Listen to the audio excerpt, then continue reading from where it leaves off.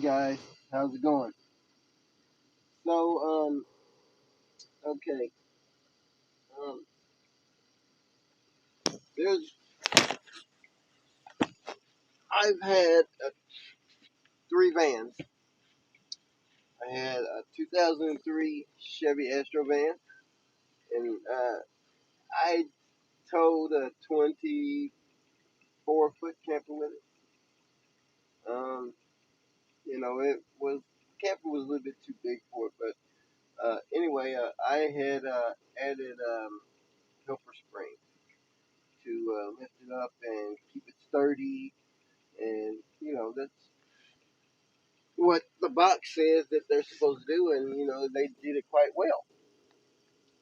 Uh, then when I got the camper, I added the Monroe load adjusting shocks with the coil springs around them, and they did a pretty decent job for what type of weight we were towing. Um, anyway, the thing is that if now this is kind of a debate, or kind of an opinion, or some people, what do you think is the best thing to add to your van to prevent sway? Is it helper spring? Is it timbering, the timbering bump stops? Is it sumo spring? Is it Olin suspension? Now I thought Olin suspension was motorcycle or something, but I know a viewer of mine mentioned Olin's suspension, which I know nothing about. So there's no sense in me saying that I do. But I know that when I bought this van, I took it on the interstate, and right off the bat, I noticed that in heavy winds and everything else, the van was stable. I mean, straight line stable, did not rock back and forth, move side to side. Everybody who owns an Astro van knows this. The interstates and high winds,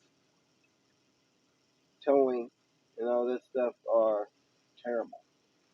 They do not like crosswinds. Astros do not like crosswinds. But these coil spring bump stops that I have on here are absolutely magnificent. It keeps the van stable. It keeps it from going back and forth. Uh, things like that. Now, granted, you have a lot of other stuff going on down there too. You have your shocks and your islands, sway bar, things like that.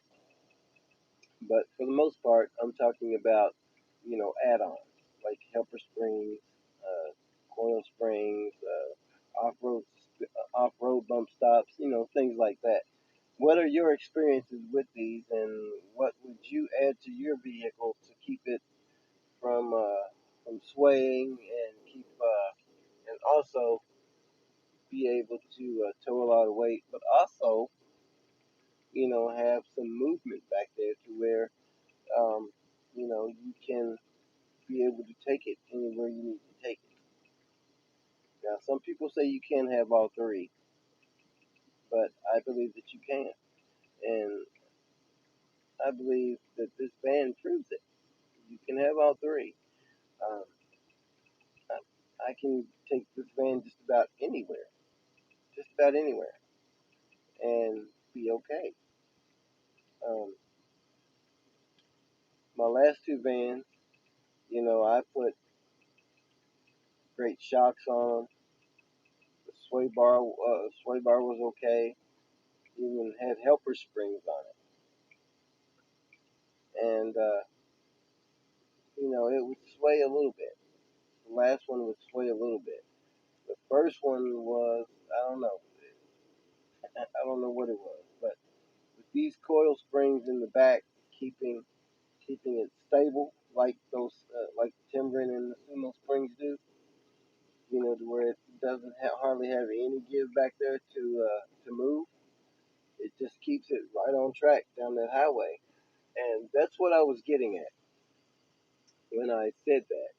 I know that there are other systems out there that may work better. $3,500 system, and you know, if you have that type of money, then so be it. Good job.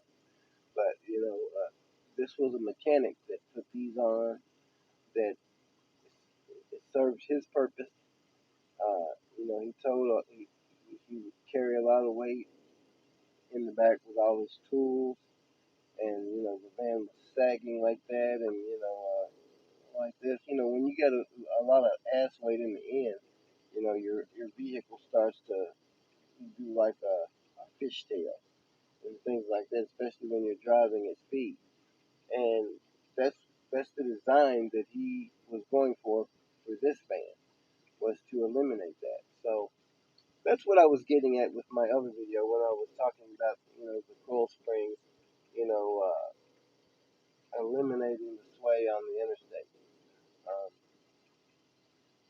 so anyway, you guys just let me know what you think and get back with me. Leave me a like and a share. Help me grow this channel up, guys. I know it's a lot of people on here.